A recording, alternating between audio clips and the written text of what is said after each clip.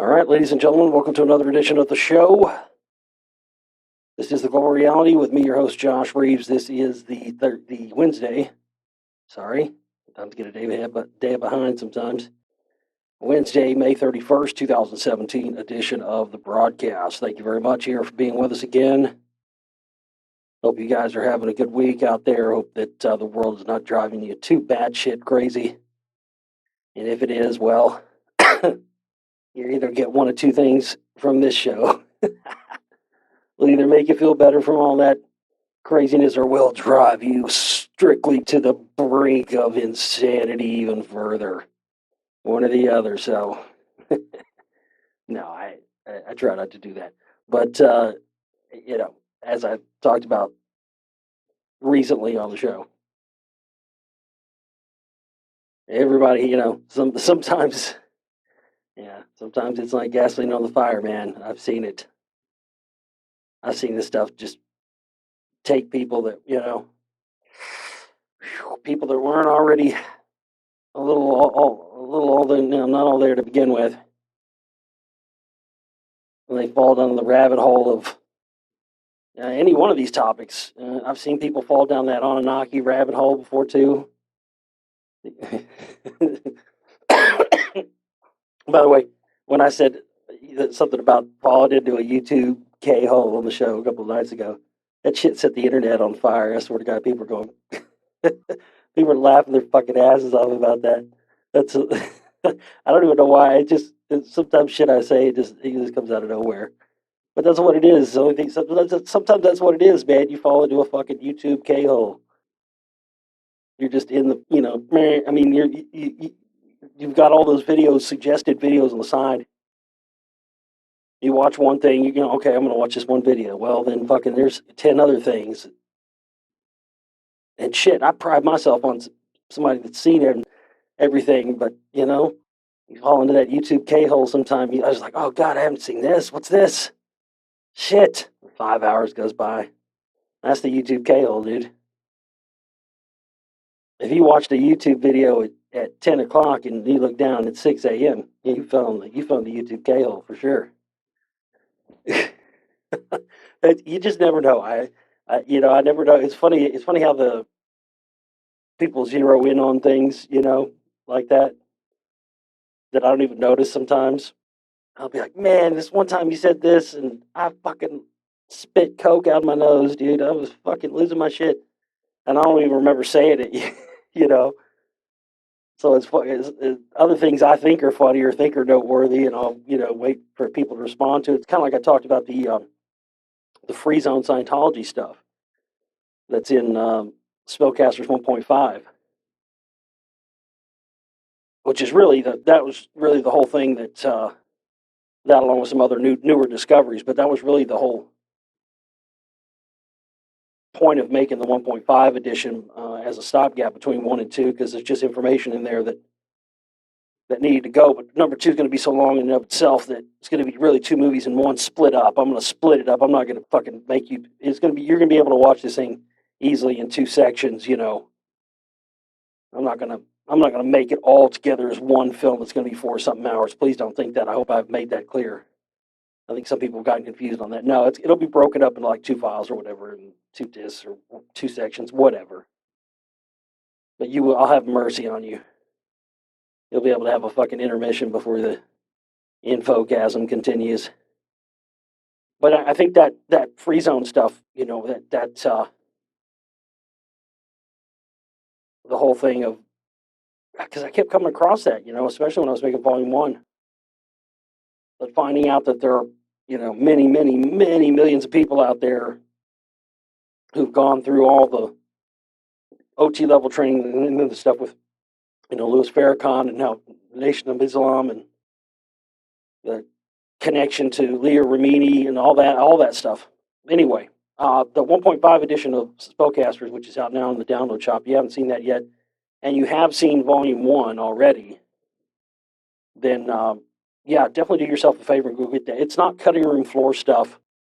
I know like some people do with some of their films. None of that stuff in 1.5 is cutting room floor stuff or extra BS that didn't make it. I mean, all that stuff is new information, newer stuff that came out, new revelations that have come out since Volume 1 was released last year. So it's definitely warrants you going and checking it out for sure. And again, I'm furiously and have been furiously working on Volume 2. I'm shooting to have that out sometime in July. I don't know when exactly. Maybe a little bit after that. I don't know. Really just depends. But I'm coming along, making a lot of good progress, and just trying to really make sure that. Well, I'm not going to bore you with it, but it's just trying to. I'm really. There were things I did in Volume 1, little steps that I took, and little techniques that I used that I had never used before that really worked in that film. And so I'm just making sure that I'm able to do that again, because I think it makes the film a lot easier to digest when you make it a certain way. But it's tough, man. It's tough to get everything in there, but also to make it cohesive for people to understand. You know, um, still after what I discussed yesterday, we had people, not many. Thank you to everybody, all the supportive people out there who were with me on my rant yesterday and were 100% behind me. Thank you for all your kind remarks and comments. I really appreciate that very much. But you know as well as I do, as much as I appreciate it, as much as I'm glad that you do it. For those of you who are the real deal, you don't even have to say it. I'm when I'm talking about these certain people, I'm not I'm not talking about you, but I appreciate you guys leaving your comments, and I appreciate your emails. And again, I mean, I know, believe me, that's why. I mean, I know it sucks. Sometimes we have to spend more time talking about the negative than the positive, but I know who the good ones are out there. We just need more of the good ones to stand with us and help us. And this is a true grassroots effort, man. I mean, this is something that, as I talked about, anything that's ever been started, it's truly by the people, as always, co-opted, corrupted, and the rest of it. So, and I think that's always been the problem. People think that, oh, we need to get organized and have a leader and have this, and it's a movement, and we need to give it a name, and it needs to have a,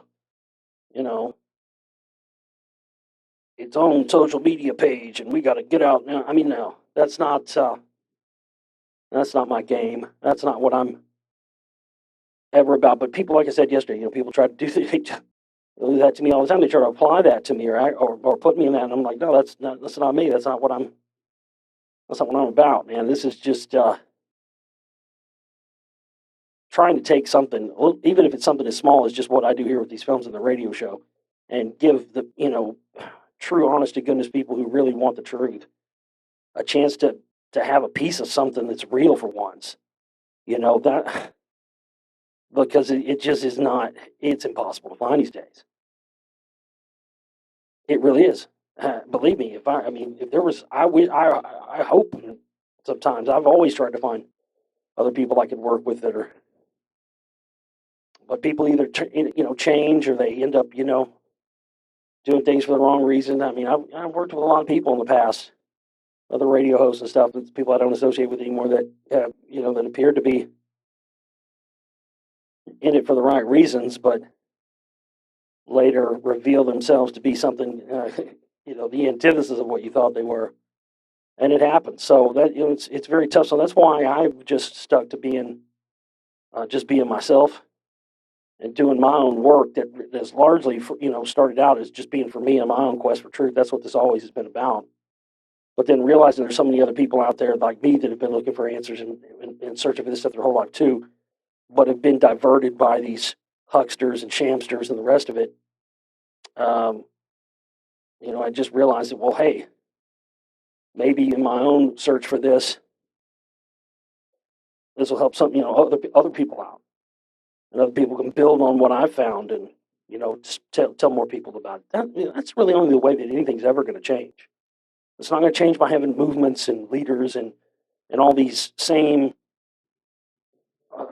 these same constructs that have been used over and over again that are easy to infiltrate and overthrow.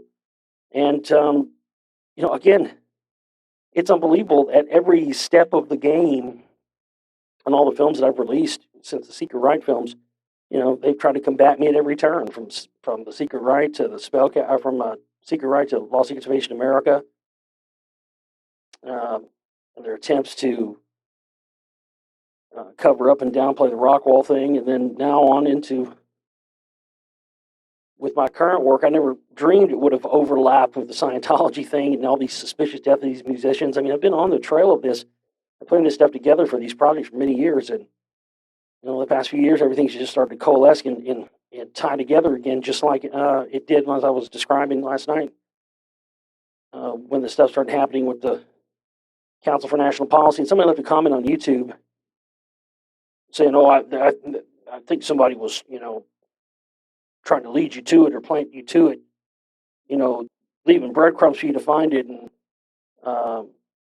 that thing with the Dick Cheney article just sounds too coincidental. I agree. It all sounds that way, but I can tell you 100% it was not that way. And I can prove to you why it wasn't that way. Nobody led me to this stuff, dude. This was just a happenstance, a coincidence that happened that way for me finding that information. Because the Peter Del Scott thing came originally from when I was going to have the premiere for my first film, 9/11 New World Rising. We had the premiere at the Lakewood Theater in Dallas, and we had William Rodriguez there, the last guy pulled out of the World Trade Center alive. There's actually a picture I found the other day. I found the other day where he appointed me. I don't know why he just chose me. I guess he figured I was the most apt to do it, but he chose me. He was like, "Josh, today you will be my personal cameraman all day." I'm like, "Oh, okay." And he was like, "And since you are my personal cameraman all day and you will follow me around and film everything I do today, because of that, you are going to wear this." And I about fell on my fucking ass, dude. He takes the master key, dude. I got a picture of me wearing it. The master key. He sued the Port Authority and got this when he was a janitor in the World Trade Center. He got locked up inside of there in the stairwell one time and was trapped in the fucking stairwell for 3 days one time. It was like he was stuck in there for days. Nobody found him for days. So he sued the Port Authority for them to give him a master key that would unlock all of the stairwells and stuff, because he needed it to be a janitor and all that. And that was what he used to take fire and stuff up there. Anyway, he let me wear this thing all day as I'm walking around filming him. And we were supposed to originally have had Peter Del Scott. I tried to get Peter Del Scott there, and because I was trying to get a big name or somebody that had written, because Peter Del Scott had written a book about 9/11, and I was familiar with his works and stuff, and I knew that he came to Dallas periodically because he does JFK stuff too. Which in retrospect now all makes sense as to why he had this information on the CMP. So I wanted him to come to this thing that we ended up having William Rodriguez at, and he couldn't make it. And then I think it was the day after I did my first show. Maybe it was the day I was going to do my second radio show ever.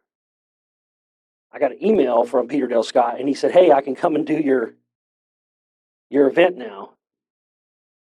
I'm going to be in Dallas in November." And I was like, "Well, I'm sorry, Mr. Scott. We already had it. It's over. We had it back. We had it. That was a few weeks ago. It was in September. It was like it's over." I was like, "But I just started a radio show this week, and I could really use, a pretty big name right out of the gate. So you want to come on my show on Thursday?" And he immediately said yes. And here's the thing. I'd never heard of this Council for National Policy, or at least I thought I had never heard of it. But little did I know, and I found this out only later, that a year before I had the interview with Peter Del Scott in 2006. 2007 was when I interviewed him, September 2007. So in 2006, a year before that interview, and before I ever heard anything about the Council for National Policy, back before I because I was doing 9/11 truth stuff in Dallas for a long time and street actions and all this crap. And for a long time, I didn't want to do anything that was like me or my name, or I didn't want to do a fake name. I still don't like that. I've never liked that. I hate I hate people that don't use their real names. It's like you could be anybody, dude. How do we know you're not a Fed or a plant? I just this is another topic that Brussels, it ruffles people's feathers and whatnot, and makes people mad when I talk about it. They don't like me bringing it up, but I'm going to bring it up again because I've talked about it many times. Um, I don't care who they are or how good their info is. Anybody that does this stuff and uses a fake name, you should be suspect of. Period. I don't care how trustworthy you think they are or how good their intentions you think they are. You should be somewhat suspicious of that person because you should just use your own name. But I was back then, I was sort of like, well, I don't even want to do anything like that. I didn't want to, even do anything that was me because, again, the information is what's important. So I did this thing back in 2006. We had this family dog named Buddy. Passed away a couple of years ago. He lived a long life. He lived 18 years. And he was just an amazing dog. And it was Buddy, but I don't know where my dad got this from. My dad started calling him the Goozler. And he just one day out of the blue, I don't know where the fuck he got this name from. The Goozler. He's like, yo, where's the Goozler at? And me and my sister, my brother, were like, what the fuck, the Goozler? What the fuck is the Goozler? Like, you call him Buddy, the Goozler? We just started, bust dying laughing. So it stuck after that. We just, where's hey, bring the Goozler over. Where's the Goozler? So it stuck. And so when I did my first little, this was 2006, early 2006, when I decided I was going to, that was back when the blog was first starting to become a big thing. So I decided to do this like blog website thing called Buddy the Dog Exposes the New World Order, the Goozler Report.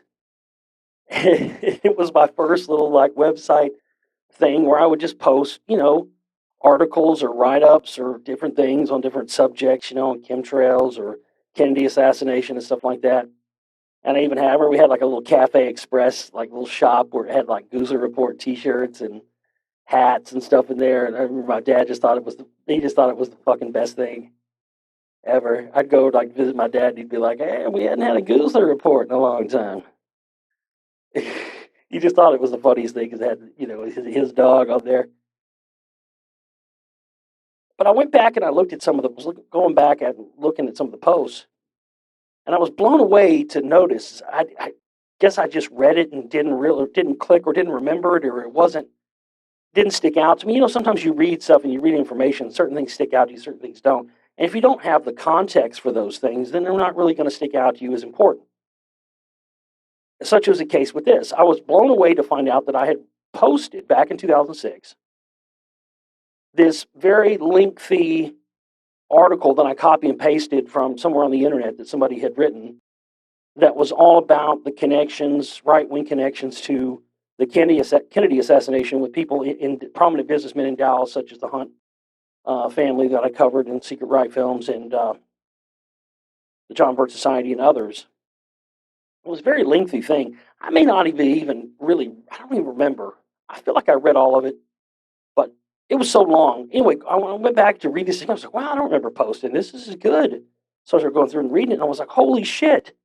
This thing talked all about the CMP, all about the Council for National Policy. Here it is, a year before I ever heard about and had any breadcrumbs or anything else, and a year before interviewing Peter Del Scott, a year before the Dick Cheney article thing happens, and a year before, I'm to go on this radio show when the Ed and Elaine Brown thing happened.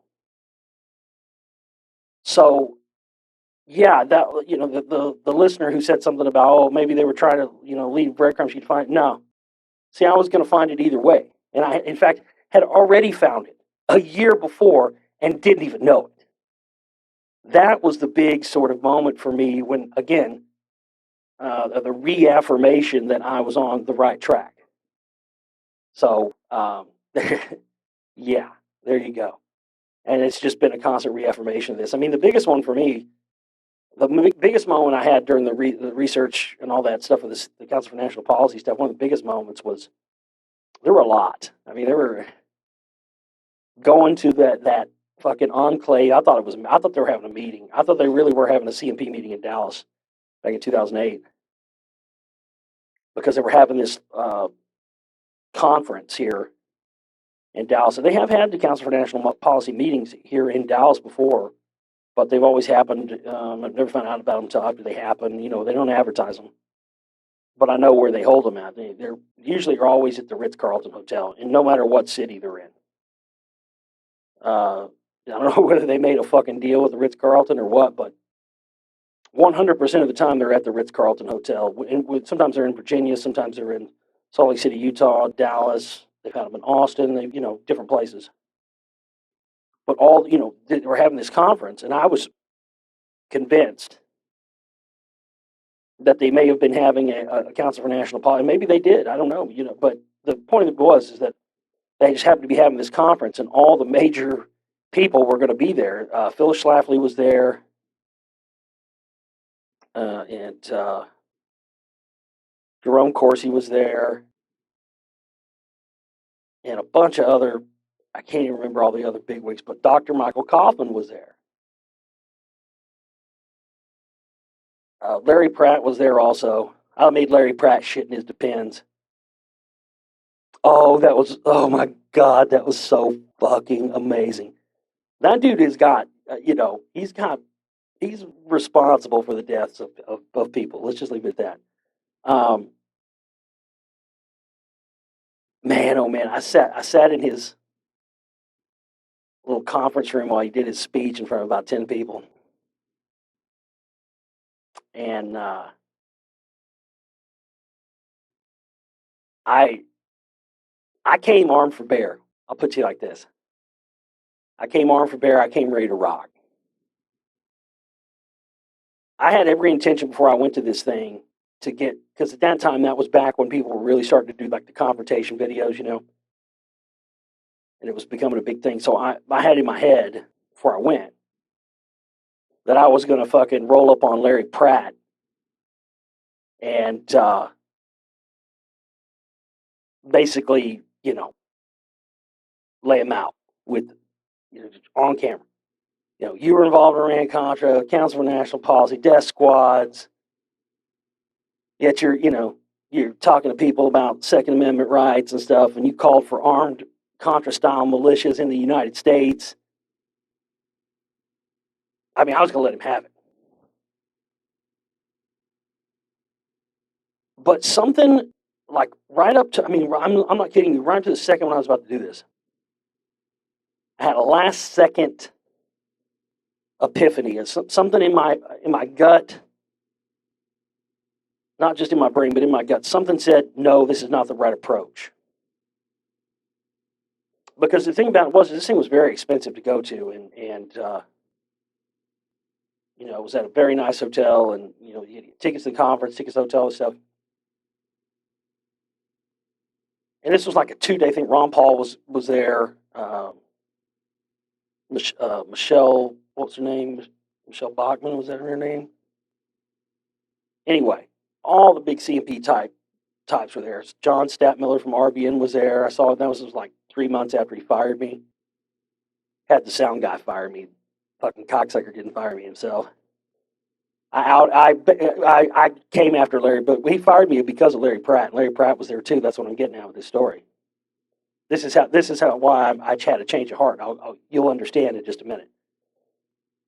Because as I talked about another show recently, I used to do this Saturday morning show on RBN, 7 to 9 a.m. on Saturdays, and as it went along, my give a fuck. The more I found out that my give a fuck meter really didn't matter. I really didn't care. I was pulling a lot of listeners on that show, man. I was smoking some of their like primetime shows, like tripling the numbers.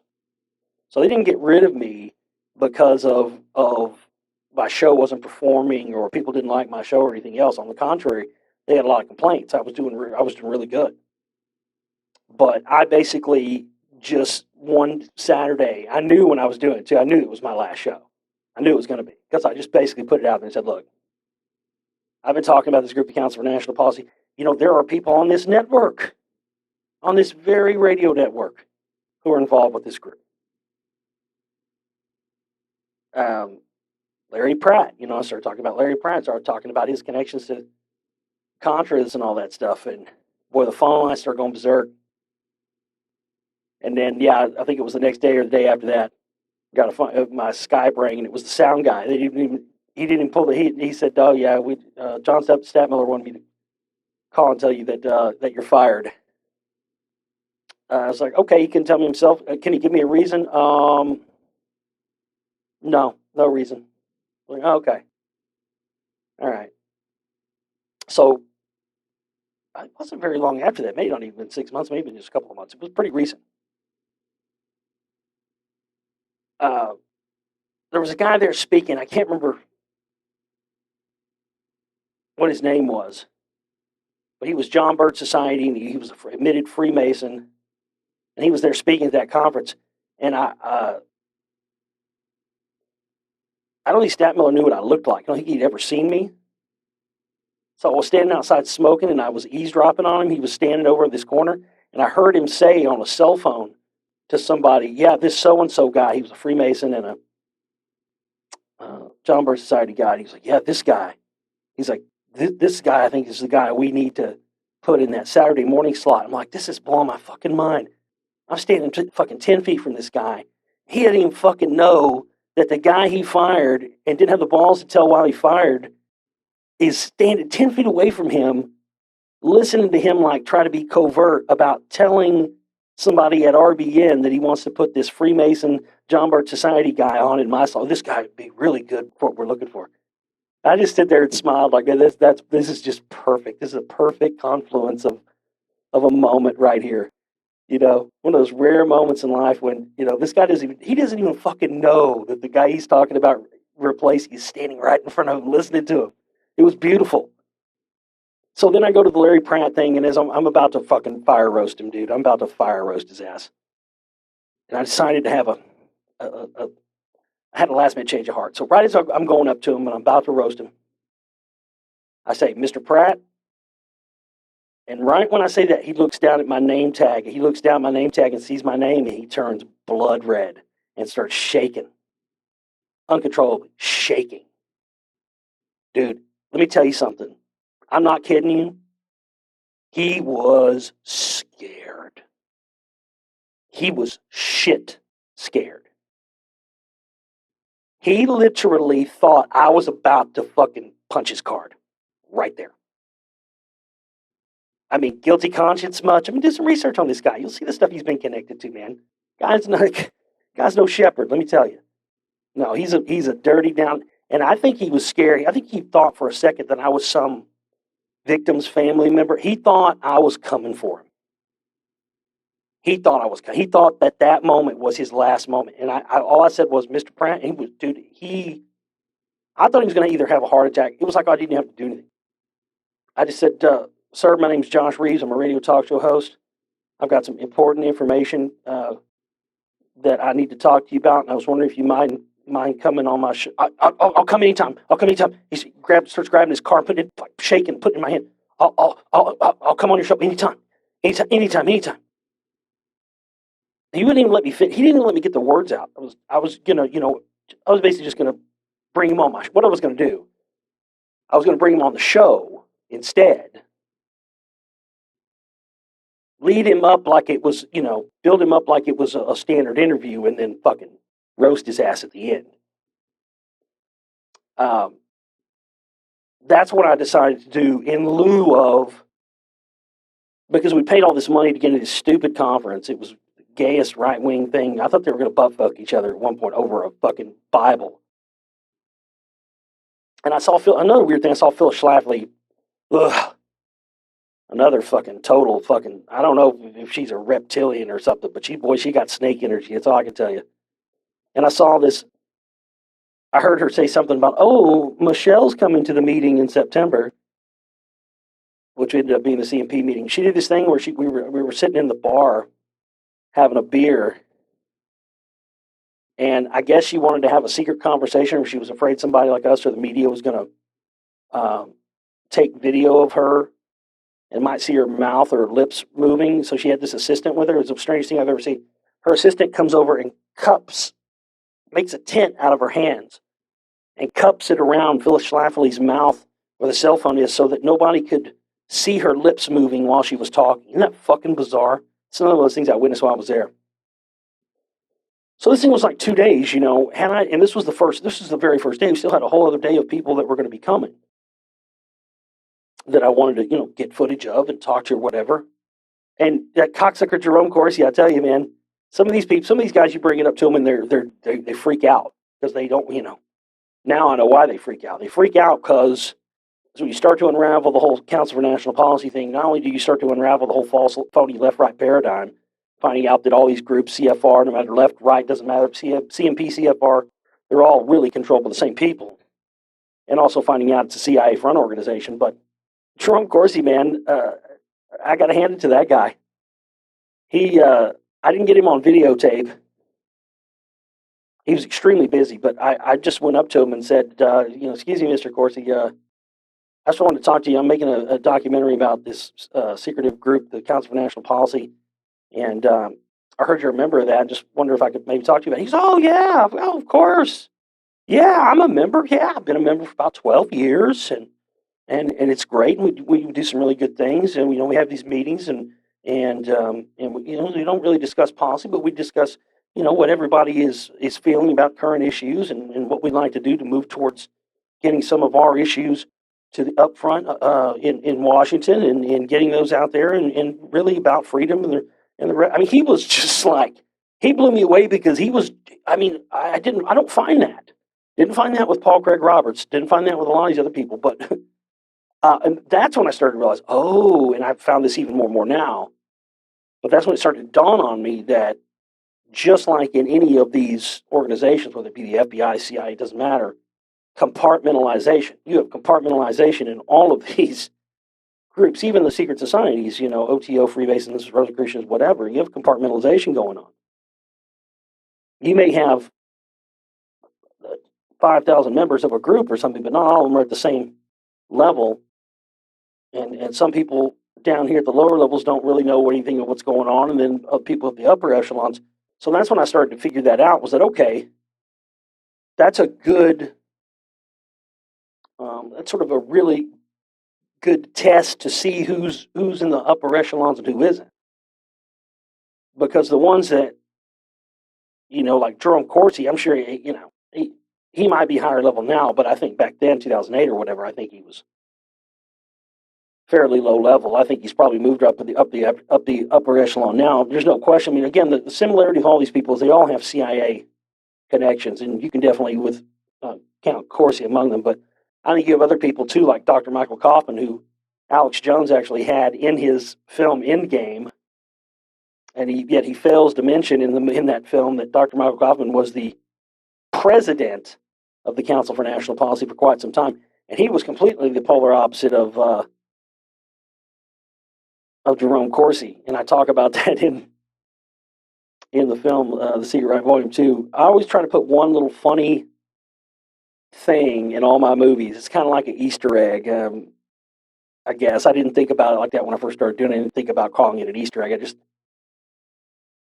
I like funny shit. So in all my movies, I try to have one little funny thing in there somewhere among all of the craziness. I try to put at least one thing in each and every film that it'll give you a laugh. Sometimes people get it, some people don't. People didn't get it when I did that David Bowie, the Secret Messages film series, and I think in one of those I put a picture. Obviously, to anybody, it's Photoshop. But I had people saying, "You don't think that's real, do you?" And people telling me, "Why did you put a picture of Hitler with beefcake picture?" I was like, "Because it's fucking funny. It's fucking hilarious." If you got to put a picture of that cocksucker in something, put him in something where it's just funny and ridiculous, makes people laugh. But in the Secret Right Volume 2, the little funny thing in that, because it still cracks people up to this day. People still bring it up to me. But I was being point blank serious and straight face serious when I delivered that line, and that's exactly because it happened like that. But I went up to Dr. Michael Kaufman and asked him about. I was going to talk. I said, "Excuse me, Dr. Kaufman. I was wondering if I could get a minute with you of your time. I just wanted to talk about the Council for National Policy." And he just immediately you could just feel his whole vibe and his energy turn nasty. What makes you think I have time to talk to anybody, to somebody like you about that? That's why he said it to me. What makes you think I have time to talk to somebody like you about that? And that's what I put in my film. I was like, I went up to and asked him about the CMP, and he was nasty to me, and he was a real dick. That cracks people up. Like, he was a real dick.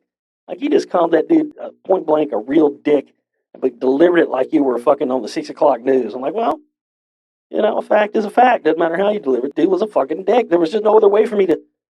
I cracked people up. Like, you couldn't find another way to describe it. I couldn't. You couldn't have just said he was rude. No, rude is not judicious enough of a word for this guy's attitude. I mean, I approached him very nicely, and he was just a fucking flat out dick. But the polar opposite over there is Chatty Cathy. Chatty Cathy, aka Jerome Corsi,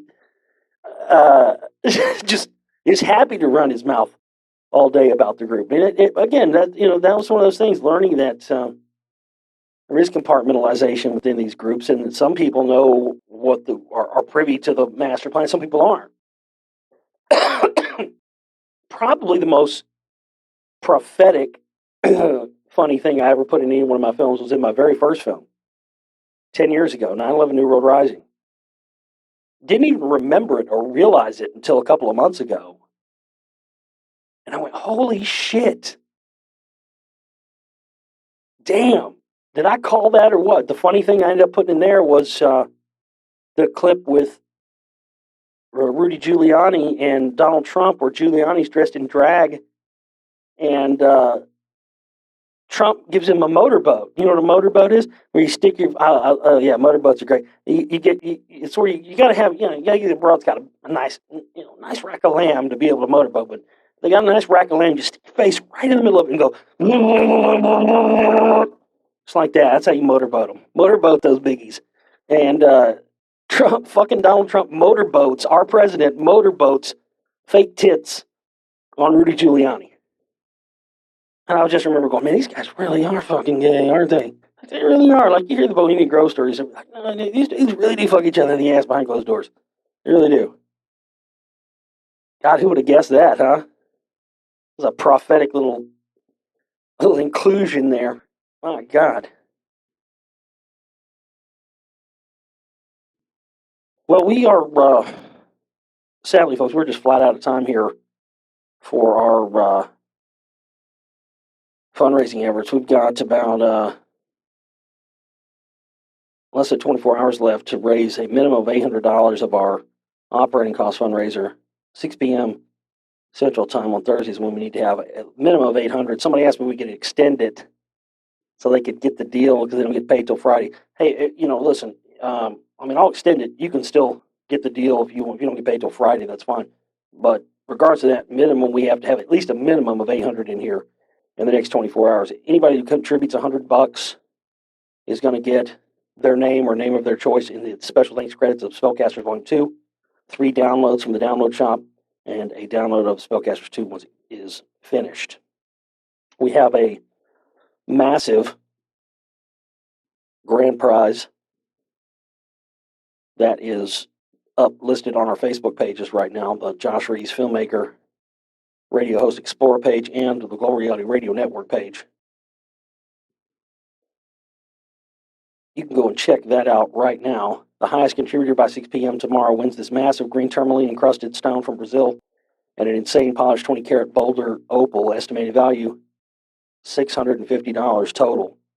Minimum $300 contribution to qualify. Highest contribution by 6 p.m. tomorrow night will win that.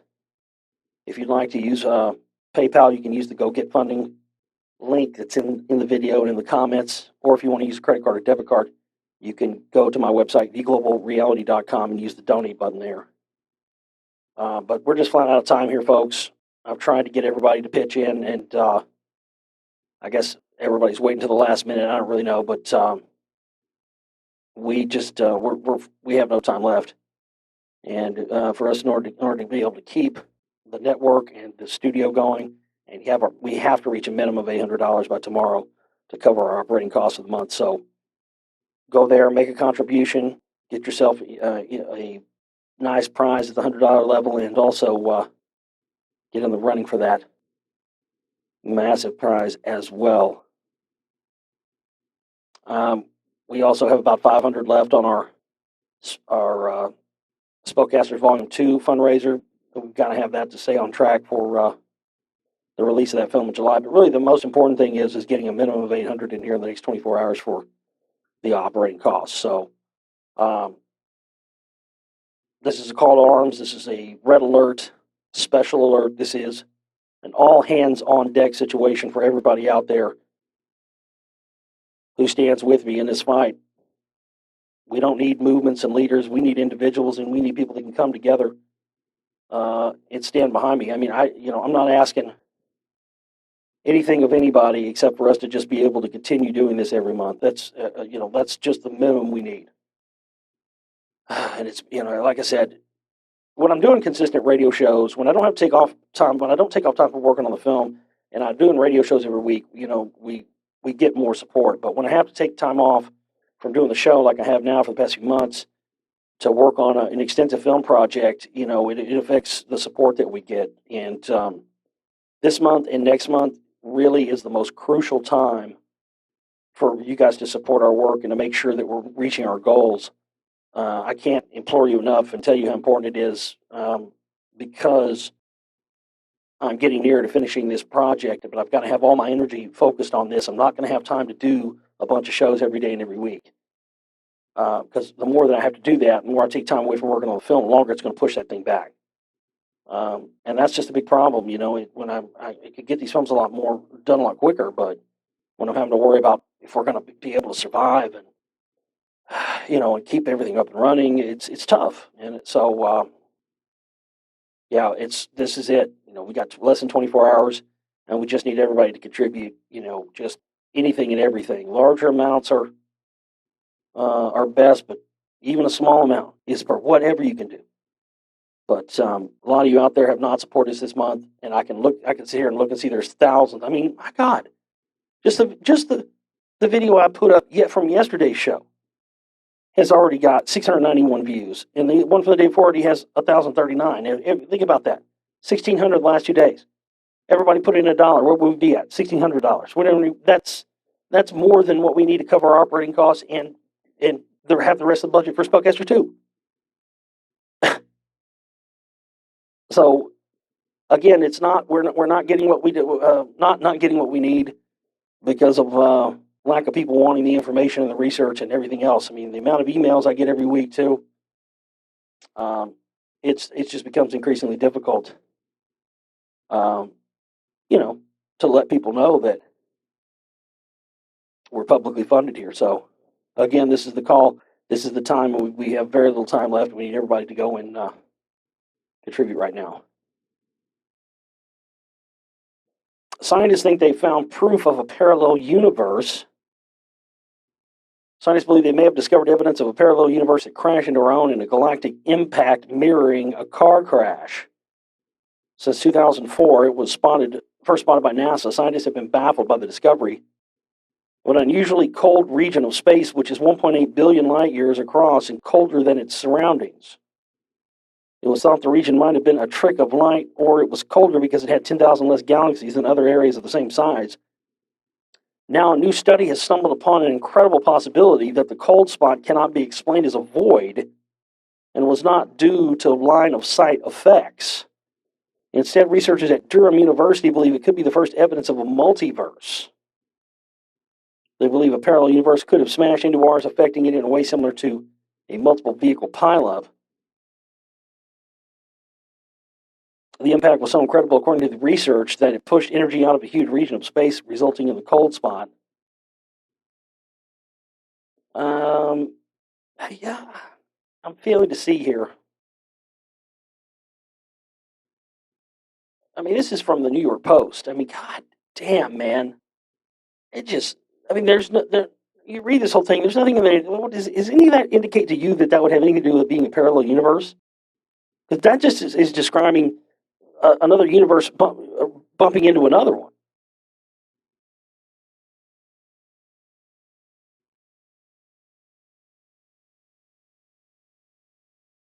There will be one where you wrote this column, and I read it, and even a weird one in which Donald Trump uses Twitter to spread nothing but amusing cavities. What? See?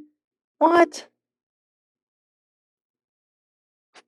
Fucking clickbait. I mean, that wouldn't be described as a parallel. A parallel universe is where, like in the original Star Trek, what was it, Amok Time or something like that? Where you got the parallel universe Spock. With the parallel universe Spock, the only thing that's different about him is he's evil and he's got a fucking goatee. I always thought that was great. And they did that in South Park too. I thought it was hilarious. Because the parallel universe Cartman is nice. Like, dude, Cartman's being really cool today. He's like, I love you guys. You guys are my best friends. Dude, he's being so cool. Hey, careful, Kenny. You don't want to catch yourself. Is it making pumpkins on Halloween fun, you guys? Dude, he's got a mustache. He's got a goatee. So, yeah, somewhere there's a parallel universe. It's just like ours, except that day that you turned left when you were going to work, in this parallel universe, you turned right. And so everything that would have happened and you would have experienced on your way to work had you turned right are playing out in this parallel universe. And you have a goatee. Yeah. How about that? That's science, motherfucker. How about that? It's a lot more science than what this fucking thing is describing. This is nothing in this article has anything to do with the parallel universe. It's just about some galaxy bumping into another one. And then they throw some quip about Donald Trump in there at the end. I mean, my God. These people aren't even trying anymore. You know what I mean?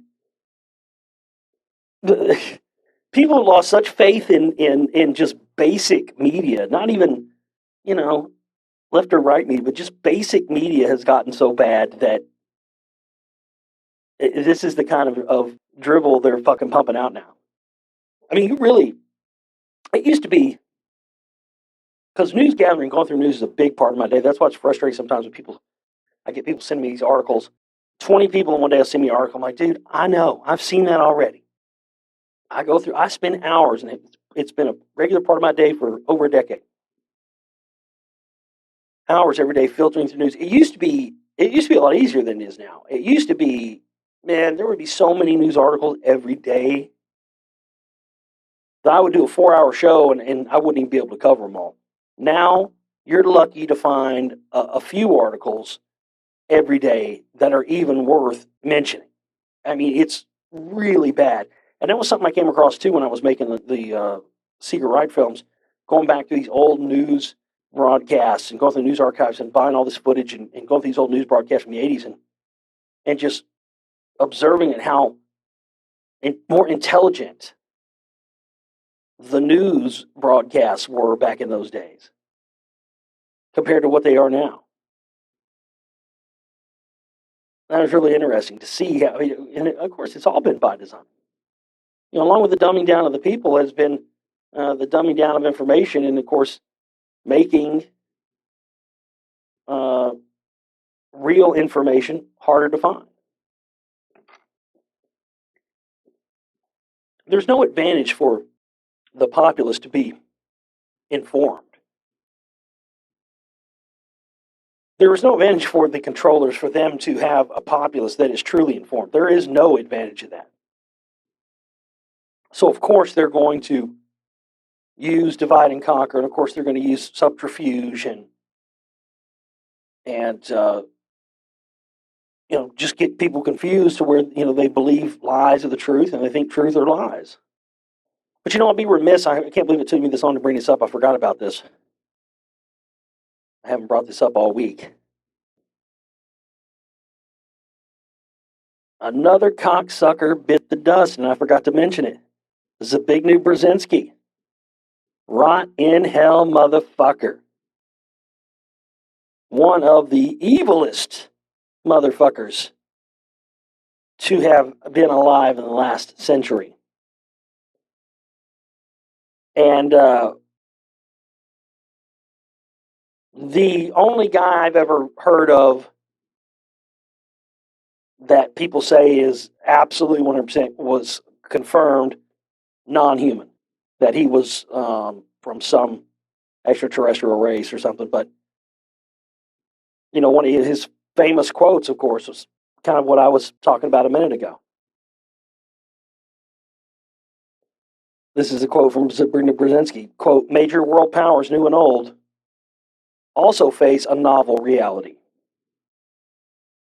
While the lethality of their military might be greater than ever, their capacity to impose control over the politically awakened masses of the world is at a historic low.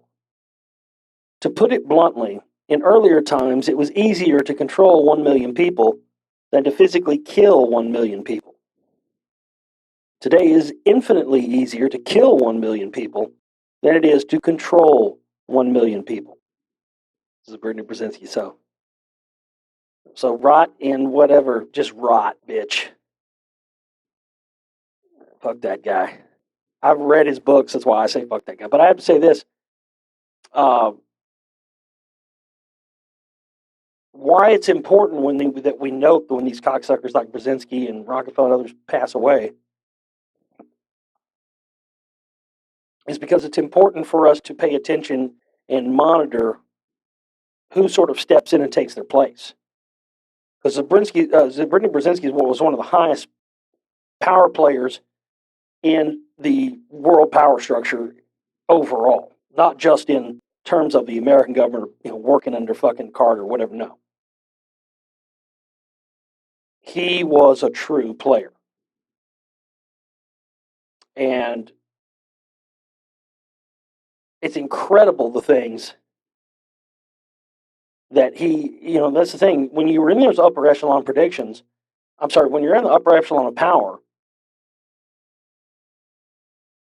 it's easy to say things that people think are predictions, but they really aren't predictions. They're just the grand master plan, and that stuff plays out over slow periods of time.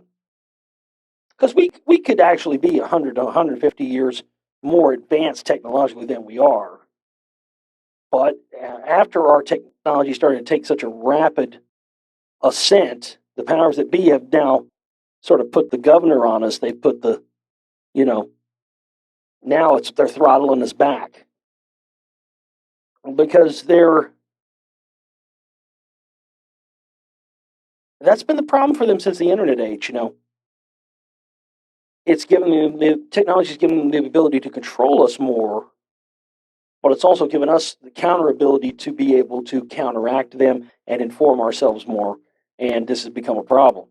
So this is the sort of the double-edged sword, and why they have such a hell-bent attitude on keeping us in a state of arrested development technology and keeping the technology that's way ahead to themselves, while keeping, because really, if you think about it, the times change and things change and political attitudes change and society, culture, and everything.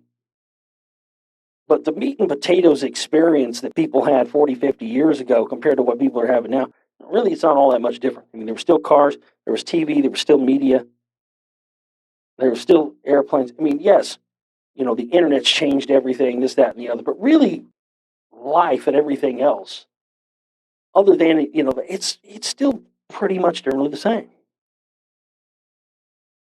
And yet, for many years, people were predicting the advances in the, industrial advances and, the rise of cities and the rest of this stuff. But it's funny how so many of the predictions that science fiction people made 50, 60 years ago, we've started to seem to come to fruition, but other ones which should have been here by now, flying cars, that kind of thing. We are behind technologically where the predictors, very reliable predictors, show we should have been. We should be way ahead of that.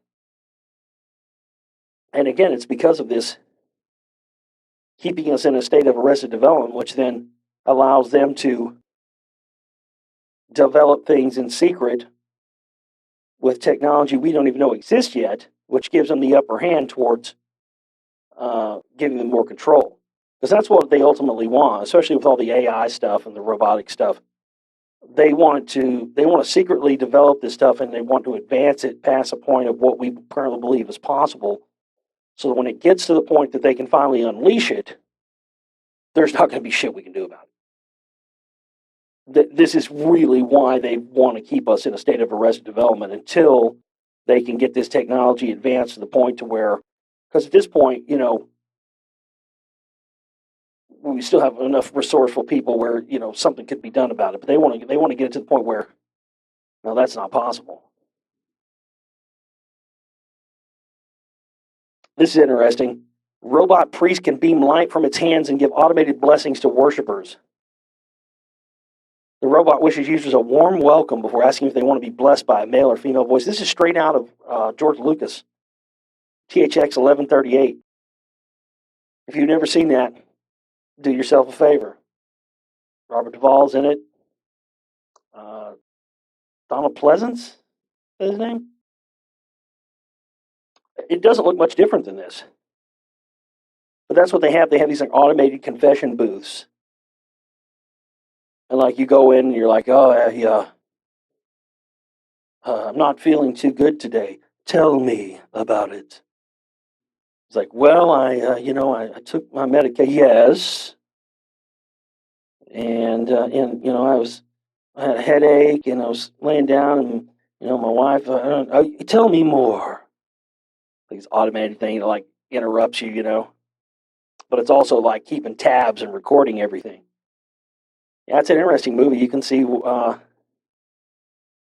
of where he was going with the Star Wars thing, but it's very dystopian. I mean, I think it's a good movie. I think it might be even his best work if you want to get right down to it. But anyway, yeah, more and more of the science fiction coming to reality. In Iran's remote northeast, the discovery of a mysterious rock art is intriguing archaeologists. Strange symbols engraved on an outcrop of volcanic rock on top of a mountain appear particularly puzzling. The site, known as Pir Mazar Balandar, is situated near a village and is well known to the locals. They, in fact, consider the engraved stone to be sacred. It is covered in 16 simple symbols, including U-shapes, which the villagers believe are the hoof prints of the horse of the prophet Imam Reza, who is buried in a nearby shrine. Pilgrims had for years left offerings by the volcanic stone and had started to build a small temple around it. But it was only recently in 2015 that archaeologist Mahmoud Tugagre discovered the site had begun documenting the rock art. The first results of these investigations are now published in the journal Antiquity. In August 2016, Tagre and two of his colleagues conducted fieldwork at the site, carefully describing the mysterious symbols marked in the stone. They also conducted a survey in the area and met with local people. This led them to discover a second nearby site with volcanic rocks covered with engravings representing animals and humans. We found this second rock art group after a local pilgrim invited us to have lunch at his home. There we discovered rock outcrops with several engravings showing specific subjects, anthropomorphic and zoomorphic figures. They are small in size, different from the ones documented on the other side, but similar to other figures found in rock art all over Iran. At present, it is impossible to date the engravings or to associate them with any particular culture. This is a problem that archaeologists have almost always encountered when trying to date rock art in Iran, because similar symbols and figures have been depicted repeatedly over the years. It's difficult to link them to a specific period unless artifacts found nearby, helping researchers come up with a more precise chronology. Some of the symbols do give some clues. For instance, circular symbols on the stone are comparable to those found at another site and attributed to the Bronze Age. However, no precise dates can be put forward by the archaeologists without conducting more in-depth excavations of the area. we like to tell you this: Iran is the final frontier. This is why they want in Iran so bad. This is the elite want Iran bad. They got Iraq. They got all the other ancient sites. Iran is the last area in the Middle East. I've done a lot of research into this. It ties into some of the stuff that's going to be in Spokecasters too a little bit. But it has to do with, well, it goes back to the Persians and followers of the Zoroastrian religion and whatnot. I mean, you had Zoroaster, and I mean, all these guys are really just reincarnations of the same thing. Zoroaster, or any of Jesus, who any of these guys are really just because they're all were spreading the same thing. Akhenaten, that's another one. Quetzalcoatl, Viracocha. Different incarnations, of course, with what we talked about with the whole L. Ron Hubbard and George Guidestone's thing with talking about L. Ron believing that Xenu was Jesus. But it's interesting in all these, whether it be, what was it, Zarathustra, was that the guy's name from the Zoroastrian religion? But, all of them, Akhenaten too, and Quetzalcoatl, all of them, what they all shared in common was the idea of monotheistic religion. That was the one thing they all had in common, and also the appearance that they did not originate on this planet and they actually came from some other place out in space. So Iran is the last vestige. There's so many things there that the elite want to get their hands on, and this is why they've been trying to find any excuse for many years to wipe those people out, so they can go in and take back what they believe is theirs. I've talked about this many times. These elite family bloodlines, like the Bushes, even. I mean, the Bushes trace back all the way back to Ramses II, but they trace all back to what has to do with the Behistun inscription, and I've talked about it many times. King Darius II, and that's where these Aryan Iran, Aryan, that's where it comes from. And then the people who later and now inhabit Iran are not the original people. They don't trace their lineage back to the original Persians. So that's why the elite want them wiped out, because they believe that the people who live there don't have any right to this stuff. And eventually they're going to want to do that here to the United States, because they're going to want to take back the many multitude of ancient sites that are spread across the United States too. But it makes me wonder what's in North Korea. There's all kinds of hidden pyramids and stuff in China that are off access to the public, but there's something in North Korea. There's something there. I don't know what they got. I don't know what they're sitting on. Their motherfuckers are sitting on something. They're sitting on either a fucking ancient, gigantic, massive mothership UFO that the whole fucking country's built on, or they got something. Because every other fucking country that's ever been put on the shit list of the United States and other, United Nation countries and whatnot, every one of these motherfuckers has all had one thing in common, and that is they have had ancient antiquities and ancient sites in those countries that the elite want to get their hands on. The only way they can get their hands on some of these sites is to declare these people to be enemies, because really they just want to protect what they believe is theirs and don't want anybody else coming in. Then they're, called the axis of evil, or, they have nuclear intentions against our country. So I've always wondered, I've never done a lot of research on it, just hadn't had time. But I bet you $1 to donuts, there's some shit in North Korea. Like some serious shit. Something the elite want real bad. That's what I think. We'll see. All right, ladies and gentlemen. Well, I think that's going to do it for us for tonight. Again, we are at condition alert level red right now, and we've got less than 24 hours to reach our operating cost goal. So you know what to do, folks. It's in your court. It's in your hands. Please help us keep this thing going. We'll see you next time. Take care.